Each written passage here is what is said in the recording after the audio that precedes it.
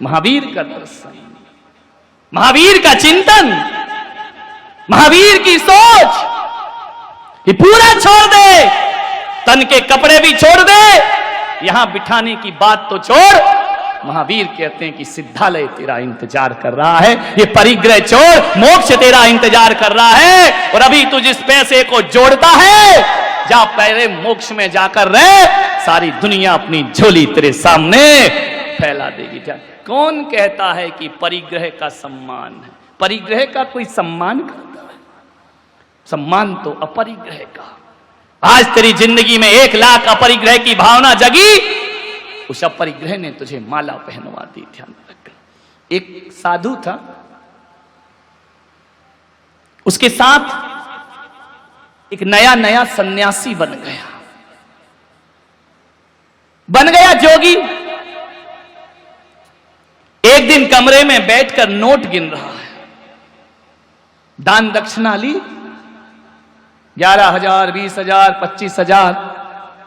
वृद्ध साधु को अच्छा नहीं लगा। उसने कहा कि तू पागल है क्या? जिस दौलत को हम लात मार के आए हैं उसे तू कमरे में गिनता है, लोगों की श्रद्धाओं के साथ खिलवाड़ कर रहा है, नोट अपने पास रखता है। अरे छोड़ दे पागल, तेरा सन्यास का रास्ता है। जानते हो, उस युवा सन्यासी ने कहा कि बाबा जी, ये प्रवचनबाजी स्टेज पे करना, बाप बड़ा ना भैया, सबसे बड़ा। तो बोले बाप आप तो तू छोड़ आया। बोले टका हरता, टका करता, टका मोक्ष प्रदायक, बिना टका के तो मोक्ष भी नहीं मिलता है। बाबा कल की रोटी का जुगाड़ नहीं होगा, तुम बूढ़े हो, मैं जवान हूं, मैं आज की दुनिया को जानता हूं, पैसा बहुत जरूरी है। बूढ़े ने कहा चलो छोड़ो, दुष्ट बुद्धि का है, एक दिन संभल जाएगा, छोड़ो, अवसर दिया, कोई बात नहीं। एक दिन बूढ़ा सन्यासी और जवान सन्यासी जंगल से गुजर रहे थे। रात घिरने को आई, सांझ ढलने लगी, गोधूली की वेला। बूढ़े सन्यासी ने कहा कि रात बहुत हो रही है, ये नाव वाला चला रहा है नाव, पूछ उससे हमें उस पार कराएगा क्या? उसने कहा अभी पूछता हूं। दौड़ा दौड़ा युवा सन्यासी गया, बोले नाविक क्या हमें उस पार पहुंचाएगा? नाविक ने कहा सुबह से आज किसका मुंह देखा मैंने, बोहनी बट्टा तो हुई नहीं, और शाम को घर जाने का समय है। ये बाबा बैरागी अक्खड़ फक्कड़, इनके पास होगा क्या? चलो चलो, मैं नहीं कराता नाव पार। युवा सन्यासी ने कहा क्या चाहिए? बोले उतरवाई लगेगी। बोले देंगे। मल्लाह की आंखें फट गई कि बाबा कहां से देगा? बोले देंगे, हैं हमारे पास। तो उसने कहा बैठो, दोनों को बिठाया, उस पार पहुंचाया। युवा सन्यासी ने झोली में से नोट निकाले, बूढ़े को दिखाए। कह रहे थे ना कि पैसा कुछ नहीं होता, लो दिखा के चमचमाते लहराते नोट दिखाए, उसे दिए, उस पार चले। थोड़ी दूर चले कि युवा ने कहा बाबा आ गई अकल ठिकाने कि बाप बड़ा ना भैया, सबसे बड़ा। ये पैसे नहीं होते तो आज हमारी नाव इस पार नहीं लगाता, सारी रात ठंड में गुजारना पड़ती। बूढ़ा सन्यासी जोरों से हंसा ठाके लगाकर, बोले पागल तू अभी भी नहीं समझा?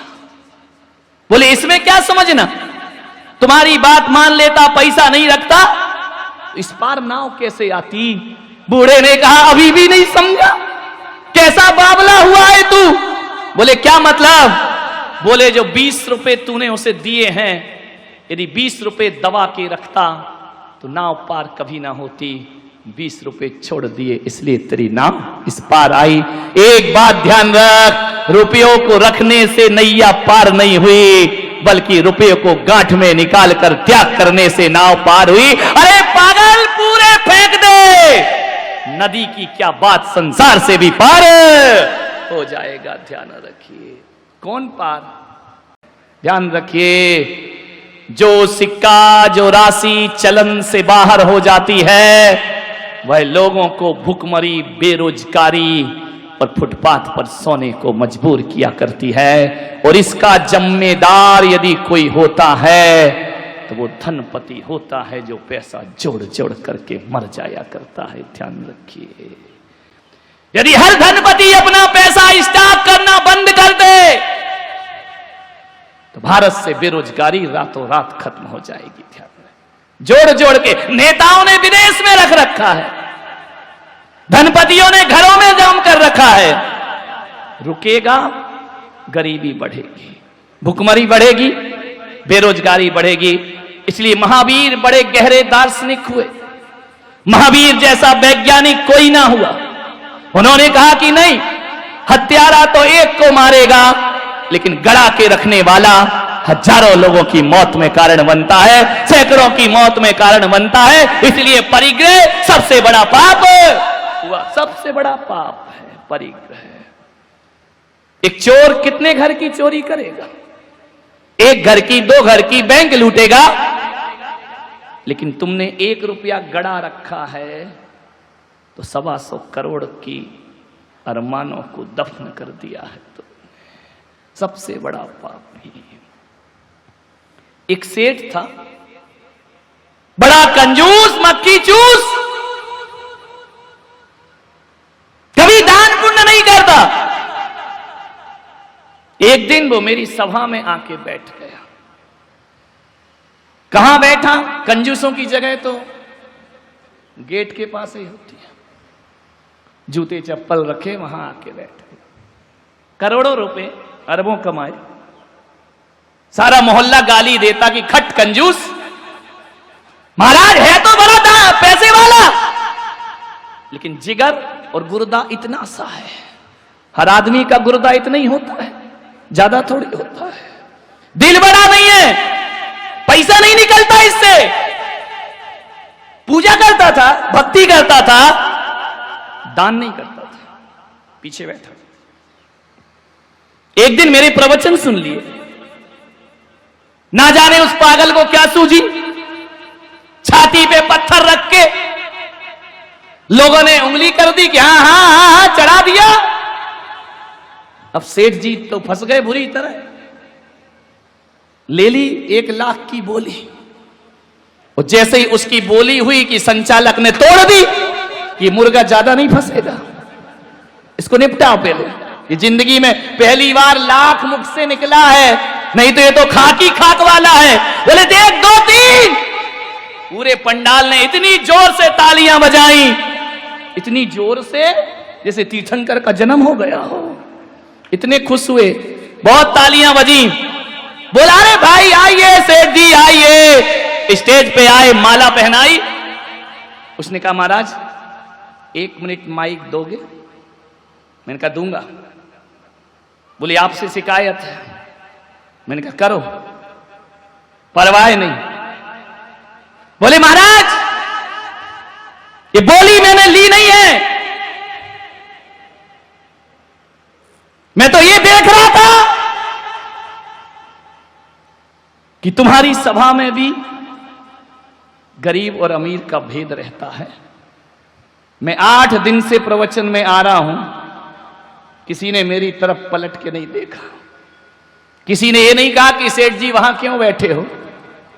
और आज लाख रुपया दिया और इधर आ गया स्टेज पे। ये माला, ये पगड़ी, अरे तुम्हारा तो धर्म का दरबार है, तुम तो बाबा बैरागी हो, अरे बीतरागी संत। तुम्हें तो ऐसा नहीं करना चाहिए ना कि आप धनपति को तो पिच्छी लगाते हो, सम्मान देते हो। ये सब तुम्हारे भीतर भी बैठा है ऐसा सेठ। बात तुम्हारी है, कह मैं रहा हूं, तुम कह नहीं पाते हो कि महाराज का हाथ तो पैसे वालों के ऊपर है। महाराज की पिच्छी तो वहीं लगेगी, उसे ही टाइम मिलेगा, उसे ही वक्त मिलेगा, उसे ही वात्सल्य मिलेगा। सेठ ने कहा कि आप भी ये भेदभाव करते, हम तो संसारी लोग हैं, हम तो करेंगे ही करेंगे। आप सन्यासी हो ना, आपके आगे कोई ना पीछे कोई, फिर धनपतियों के सिर पे हाथ क्यों रखते हो? प्रश्न बहुत अच्छा था। भरी सभा में पूछा। मैंने कहा उत्तर मुझे भी आते हैं। मैंने कहा बिल्कुल सही कहा आपने, और मैं तो क्या, दुनिया का हर संत धनपतियों का स्वागत तो कराते ही है, दूर से भी दिख जाए, आइए साहब, पगड़ी पहनाओ, माला पहनाओ, स्टेज यहां बैठिए। मैंने कहा एक बात बता दे सेठ, पैसा तेरे पास इस बोली के 5 मिनट पहले भी था और पैसा अब भी है। बोल, 5 मिनट पहले तुझे कोई देखता नहीं था, तेरी तरफ नजरें नहीं करता था, 5 मिनट में कहानी बदल गई। यही लोग ताली बजाने लगे, यही लोग तेरा स्वागत करने लगे। मैंने कहा सेठ सोच क्यों हो रहा है ये स्वागत? तेरे पास पैसा है इसलिए स्वागत नहीं हो रहा, पैसा तो 5 मिनट पहले भी था, तूने पैसा छोड़ा है इसलिए तेरा स्वागत हो रहा है। ध्यान रखिए, पैसा रखने का स्वागत थोड़ी है।